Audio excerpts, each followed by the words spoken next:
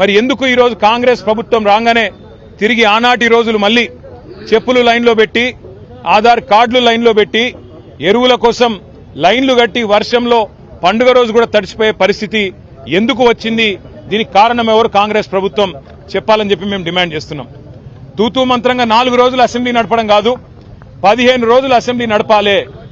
రైతుల అన్ని సమస్యలు, వర్షం అధిక వర్షం వల్ల, వరదల వల్ల ఇవాళ పంట నష్టపోయిన రైతుల గురించి కానీ, ఎరువులు సకాలంలో మీరు ఇవ్వలేకపోవడం వల్ల బ్లాక్ మార్కెటింగ్ కాంగ్రెస్ నాయకులు ఎవరైతే చేస్తున్నారో, యూరియా మాఫియా ఎవరైతే కాంగ్రెస్ నాయకులు చేస్తున్నారో వాళ్ళ వల్ల రైతులు పడుతున్న అవస్థల గురించి కూడా బ్రహ్మాండంగా సుదీర్ఘంగా చర్చించే అవకాశం ప్రభుత్వం ఇవ్వాలి.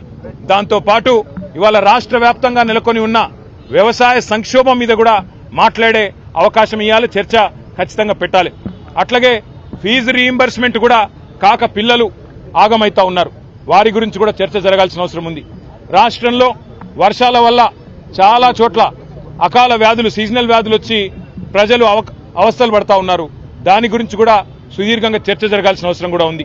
కేవలం ఒకటో రెండో మీకు అనుకూలంగా ఉండే అంశాలు మాట్లాడుకొని దానిలో మైకు మీద కట్టు కాదు కాబట్టి, మాకు మైక్ ఇయ్యరు కాబట్టి మమ్మల్ని ఇష్టం వచ్చినట్టుగా దూషించి పైశాచిక ఆనందం పొందుతామంటే దానికోసం కాదు అసెంబ్లీ సమావేశాలు.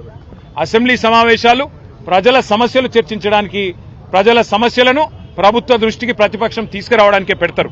కాబట్టి అన్ని అంశాలు సాకల్యంగా చర్చించాలి అంటే 15 రోజుల పాటు ఖచ్చితంగా చర్చ జరగాలి. అర్థవంతమైన చర్చ జరగడానికి బీఆర్ఎస్ ఎప్పుడు కూడా ముందుంటది. అన్ని విషయాలు, కాళేశ్వరం మీద మీరేసిన కమిషన్తో సహా, అది పీసీ ఘోష్ కమిషన్ కాదు, పీసీసీ కమిషన్ అది. కాబట్టి ఆ పీసీసీ కమిషన్ రిపోర్ట్తో సహా, తప్పుల తడక లాంటి ఆ నివేదికతో సహా అన్నిటి విషయంలో కూడా మా పార్టీ పూర్తి స్థాయిలో మా వైఖరిని కుండబద్దలు కొట్టినట్టు చెప్తాం. కానీ ముఖ్యం, ఇవాళ మనం